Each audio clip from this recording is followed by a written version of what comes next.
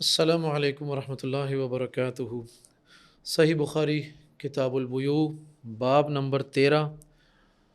امام بخاری رحمہ اللہ نے بیان کیا کہ باب من احب البسط فی الرزق، جس نے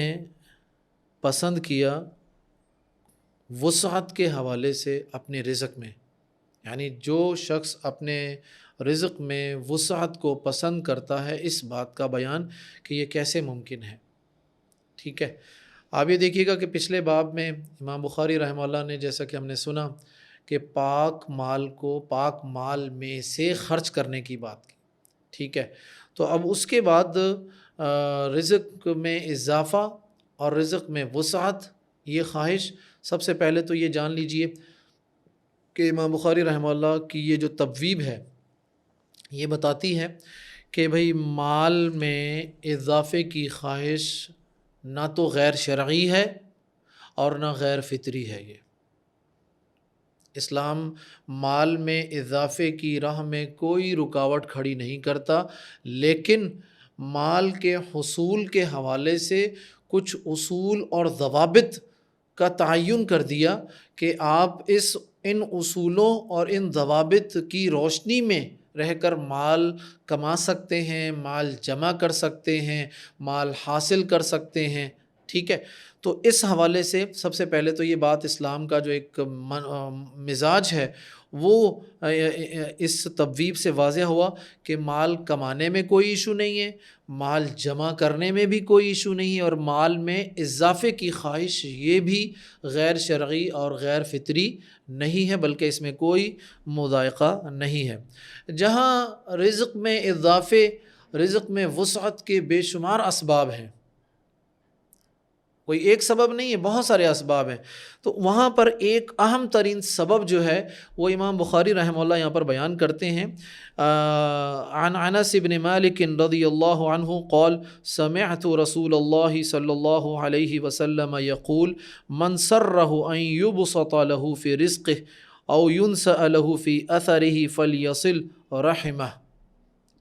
امام بخاری رحمہ اللہ نے سیدنا انس بن مالک کی ایک حدیث نقل کی، کہتے ہیں کہ میں نے اللہ کے نبی صلی اللہ علیہ وسلم کو فرماتے ہوئے سنا کہ بھئی من سرہ، جس شخص کو یہ پسند ہو، ان یبسط لہ فی رزقہ، ان یبسط کہ وسعت ہو، ان یبسط لہ کہ وسعت ہو فی رزقہ اس کے رزق میں، او ینسأ لہ فی اثرہ، ٹھیک ہے، یا اس کے عمر میں اضافہ ہو، فلیصل رحمہ، تو اس کو چاہیے صلہ رحمی سے کام لے۔ تو رزق میں آپ یہ سب سے پہلے یہ اس چیز کو سمجھیے کہ امام بخاری رحمہ اللہ نے رزق میں اضافے کے لیے کتاب البیوع میں جہاں ہمیں اس بات کی تفصیلات مطلب ہمارے سامنے رکھی حدیث رسول کی روشنی میں کہ بھئی مال میں اضافے کے لیے، مال کمانے کے لیے خرید و فروخت تجارت ایک جائز ذریعہ ہے۔ ٹھیک ہے، آگے چل کر اس کے دیگر جو پہلو ہیں وہ بھی بیان کیے جائیں گے، لیکن یہاں پر سب سے اہم ترین جو بات کی جا رہی ہے وہ دو تین باتیں جو ہمیں سمجھنی چاہیے۔ نمبر ایک، اسلام میں خرید و فروخت یعنی تجارت، اس کو ہم اپنی اخلاقیات اور روحانیات سے الگ نہیں کر سکتے۔ صلہ رحمی ایک اخلاقی اور ایک روحانی جو ہے نا کیفیت کا نام ہے، تو خرید و فروخت محض مادیت پرستانہ سوچ کے تحت مال کمانا اور پھر مال کو جمع کرنے کا نام نہیں ہے، بلکہ یہاں پر اس حدیث رسول کی روشنی میں ہم کہتے ہیں کہ بھئی مال میں اضافے کے لیے ایک ایسا سبب جو بظاہر نہ اس کا تعلق خرید و فروخت سے ہے، نہ تجارت سے ہے، نہ قیمت سے ہے، نہ خریدار سے ہے، نہ کسی اور سے، بلکہ اس شخص سے ہے جو شخص اپنے اندر یہ رویہ اختیار، مطلب اپنے اندر یہ رویہ رکھ لے، اس رویے کو اختیار کر لے، اور وہ کیا ہے؟ صلہ رحمی۔ صلہ رحمی کیا چیز ہے؟ اپنے رشتہ داروں کے ساتھ حسن سلوک سے پیش آنا، جوابی حسن سلوک نہیں، جوابی حسن سلوک صلہ رحمی نہیں ہوتی۔ ٹھیک ہے، اس کی اپنی ایک اہمیت ہے۔ اسلام ہم سے یہ نہیں کہتا کہ اگر آپ کے ساتھ کوئی اچھا سلوک کر رہا ہے تو آپ اس کے ساتھ نہ کریں، اٹس اوکے، لیکن صلہ رحمی کا مطلب یہ ہے کہ آپ کے ساتھ کوئی برا سلوک کرتا ہے، آپ پھر بھی اس کے ساتھ اچھا سلوک کرنے کی خواہش رکھتے ہیں اور کوشش کرتے رہتے ہیں۔ اگر وہ شخص آپ کے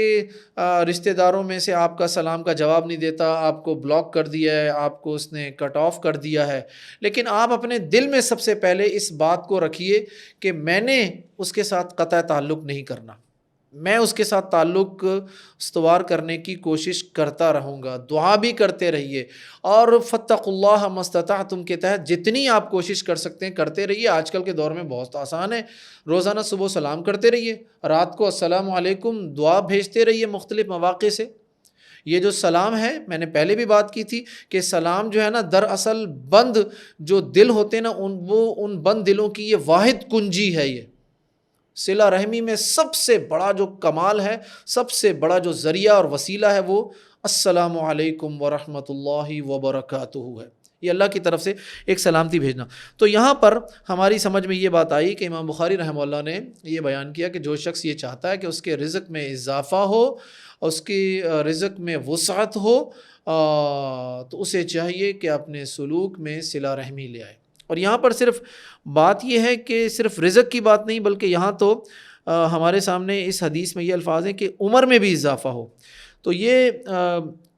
اس حوالے سے اگر مسند احمد کی حوالے، مسند احمد میں 2 حدیثیں اور بھی ہیں سیم اسی، اس میں کچھ الفاظ اور ہیں۔ یہاں لکھا ہوا فَلْيَصِلْ رَحِمَهُ، تو ایک سند جو ہے مسند احمد کی، اس میں فَلْيَصِلْ ذَا قَرَابَتِهِ، اسے چاہیے کہ اپنے جو رشتہ دار ہیں ان کے ساتھ وہ جڑ جائے، جڑنے کی کوشش کرے۔ اور ایک اور جو مسند احمد کی ہی حدیث ہے، اس میں یہ ہے کہ اسے چاہیے جو شخص یہ چاہتا ہے کہ اس کے رزق میں وسعت ہو، اس کی عمر میں اضافہ کر دیا جائے، اسے چاہیے اپنے والدین کے ساتھ حسن سلوک سے پیش آئے۔ تو یہ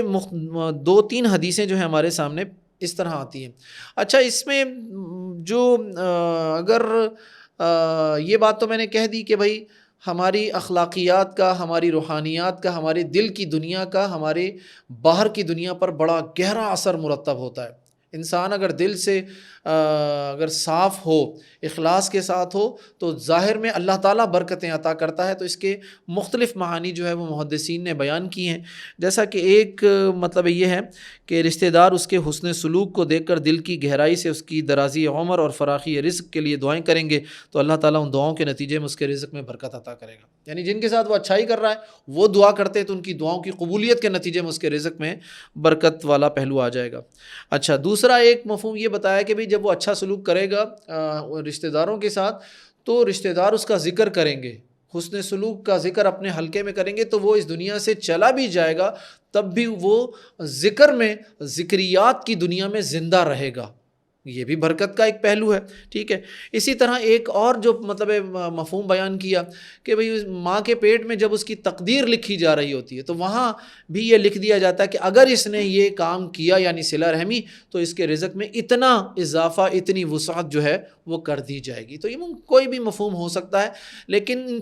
تینوں معانی کا اس بات سے بڑا گہرا تعلق ہے کہ ہماری تجارت، ہمارا خرید و فروخت، ہمارا مال کمانا اور مال خرچ کرنا، اس کا ہمارے بیہیویئر کے ساتھ بڑا گہرا تعلق ہے۔ اگر ہم اپنے اس معیشت سے مال کمانے، جمع کرنے اور اس کے اضافہ کرنے کی خواہش میں اگر ہم اخلاق کو باہر نکال دیں، تو یہ محض ایک مادیت پرستانہ سوچ رہ جاتی ہے، جس کو ہم قارون کے نام سے تو کہہ سکتے ہیں، جس کو ہم یہودی سوچ تو کہہ سکتے ہیں،